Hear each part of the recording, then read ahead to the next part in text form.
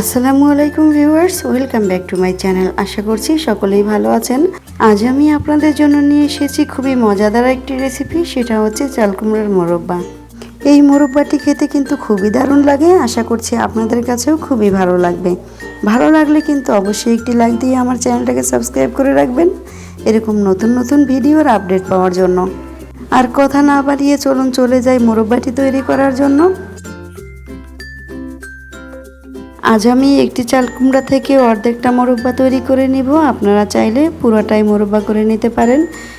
এখন আমি মোরব্বাটি তৈরি করার জন্য চাল কুমড়াটা সাইজ মতো কেটে নিচ্ছি। আপনারা চাইলে কিন্তু আমি যে সাইজটা করেছি সেটা থেকে ছোট কিংবা বড় করে নিতে পারেন। আপনারা চাইলে কিন্তু সুন্দর সুন্দর ডিজাইন করে মোরব্বাটা তৈরি করে নিতে পারেন। তো আমি সোজাসুজি করেই কেটে নিচ্ছি, আমি কোনো ডিজাইন করছি না। আপনারা যেরকম ইচ্ছে তেমনই ডিজাইন করে নিতে পারেন। আমি চাল কুমড়োগুলো এভাবে করেই কেটে নিয়েছি। এখন যে দানাটুকু রয়েছে, দানার মাঝে যে সাদা অংশ রয়েছে সেটাও আমি কেটে নিচ্ছি। এই সাদা অংশটা কিন্তু একেবারেই থাকা যাবে না, আর সবুজ অংশটা যেটা ছোলা থাকে সেটাও কিন্তু একদম থাকা যাবে না। তাই একটু মোটা করে ফেলে দিতে হবে, যাতে করে কোনো সবুজ অংশ এই মোরব্বার ভিতরে থেকে না যায়।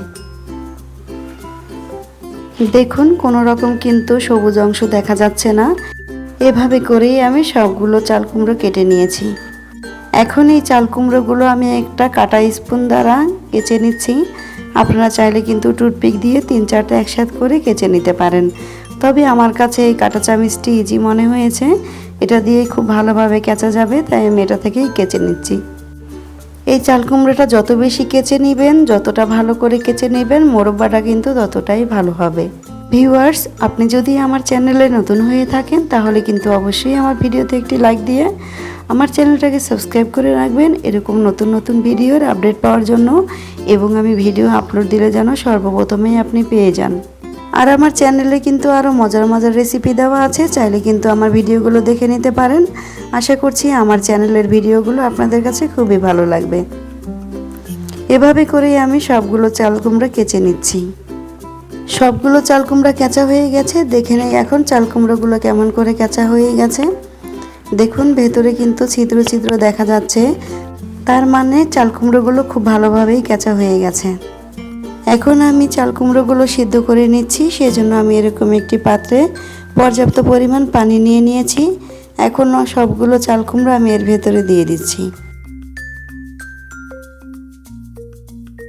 সবগুলো চাল কুমড়া দেওয়া হয়ে গেছে। আমি কিন্তু এর ভেতরে বেশি পানি দেইনি, সমান সমান করে আমি পানিটা দিয়েছি। এই চাল কুমড়া থেকে কিন্তু আরও অনেকটা পানি বের হবে, সেজন্য আমি কম করেই পানিটা দিয়ে দিয়েছি। মাত্র 3-4 মিনিট আমি হাই হিটে জাল করে নিয়েছি। দেখুন, প্রায় কিন্তু সিদ্ধ হয়ে গেছে। আমি এখন একটি কাঠি দিয়ে চেক করে নিচ্ছি চাল কুমড়োটা সিদ্ধ হয়েছে কিনা। চাল কুমড়োটা খুব ভালোভাবে সিদ্ধ হয়ে গেছে। আমি এখন এটা তুলে নিচ্ছি একটি বাটিতে। সিদ্ধ করার পরে চাল কুমড়ার ভেতরে যে পানিটা রয়েছে সেই পানিটাও কিন্তু আমি এখন চিপে বের করে দিব। বেশি পানি বের করতে হবে না, সামান্য একটু চিপে পানিটা বের করে নিলেই হয়ে যাবে। সেজন্য আমি একটি ছিদ্রওয়ালা জালি নিয়েছি। জালির ভেতরে রেখে আমি এরকম হালকা হালকা চাপ দিয়ে পানিটা বের করে নিব। তারপর পানিটা বের হয়ে গেলে চলে যাব এই মোরব্বাটি কুক করার জন্য। ভিউয়ার্স, আপনি যদি আমার চ্যানেলে নতুন হয়ে থাকেন আর এখনও যদি আমার চ্যানেলটাকে সাবস্ক্রাইব করে না থাকেন, প্লিজ আমার চ্যানেলটাকে সাবস্ক্রাইব করে পাশে থাকা বেল আইকনটি ক্লিক করে রাখুন রেগুলার আমার চ্যানেলের নতুন নতুন ভিডিওগুলি দেখার জন্য। এখন আমি এখানে নিয়েছি নারকেল দুধ। নারকেল থেকে আমি দুধটা বের করে নিয়েছিলাম। এটাকে এখন চুলায় বসিয়ে দিয়েছি। আর এখন আমি এর ভেতরে দিয়ে দিব স্বাদ মতো চিনি। চিনিটা আপনারা বাড়িয়ে কিংবা কমিয়ে দিতে পারেন, আপনাদের টেস্ট অনুযায়ী চিনিটা দিতে পারেন। একটু নেড়ে চেড়ে চিনিটা গলিয়ে নিচ্ছি। তারপর আমি এর ভেতরে দিয়ে দিচ্ছি আগে থেকে ফাটিয়ে রেখেছিলাম 3টি এলাচ। শিরাটা কিন্তু বলক চলে আসছে। এখন আমি এর ভেতরে দিয়ে দিচ্ছি কিছুটা কিশমিশ এবং কিছুটা বাদাম। বাদাম এবং কিশমিশের কিন্তু কোনো পরিমাণ নেই, আপনাদের ইচ্ছা অনুযায়ী এটা কমিয়ে কিংবা বাড়িয়ে দিতে পারেন। এই শিরাটা আমি কিছুক্ষণ জাল করে নিয়েছি। এখন আমি এর ভেতরে দিয়ে দিচ্ছি 2 টেবিল চামচ পরিমাণ পাউডার মিল্ক।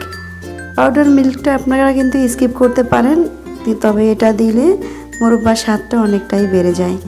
পাউডার মিল্কটা দেওয়া হয়ে গেলে আমি এর ভেতরে দিয়ে দিচ্ছি আগে থেকে যে চাল কুমড়াটা আমি সিদ্ধ করে রেখেছিলাম সেটা। চাল কুমড়াটা দেওয়ার পরে কিন্তু বেশি সময় জাল করতে হবে না, যেহেতু আমি এটা আগে থেকেই সিদ্ধ করে রেখেছিলাম। তাই 2 থেকে 3 মিনিট জাল করে নিলেই তৈরি হয়ে যাবে শাহী মুরব্বা। দেখুন এটা কিন্তু অনেকটাই শিরাটা পাতলা রয়ে গেছে, এটা তুলে নেওয়ার পরে আরও অনেকটা ঘন হয়ে যাবে। তাই এটা তুলে সার্ভ করে নিচ্ছি।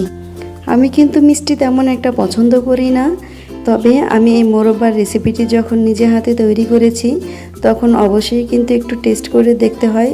তাই আমি এখান থেকে কিছুটা টেস্ট করে দেখেছিলাম, আমার কাছে কিন্তু অসাধারণ লেগেছে। তাই আমি এই মোরব্বাটির নাম দিয়েছি শাহী মোরব্বা। আপনারা কিন্তু এই শাহী মোরব্বাটা অবশ্যই বাসায় ট্রাই করবেন, আপনাদের কাছেও খুবই ভালো লাগবে। আর আজকের এই শাহী মোরব্বার রেসিপিটি আপনাদের কাছে কেমন লেগেছে অবশ্যই কিন্তু আমাকে কমেন্ট করে জানাবেন। আপনাদের সুন্দর সুন্দর কমেন্টের জন্য কিন্তু আমার কাজের উৎসাহ অনেকটাই বেড়ে যায়। এখন আমি বিদায় নিচ্ছি, আমার জন্য দোয়া করবেন আমি যেন আপনাদের এরকম সুন্দর সুন্দর রেসিপি উপহার দিতে পারি। ফিরে আসবো আবারও কোনো নতুন রেসিপি নিয়ে, সেই পর্যন্ত সবাই ভালো থাকবেন, সুস্থ থাকবেন, আমার ফ্যামিলির জন্য দোয়া করবেন। আল্লাহ হাফিজ।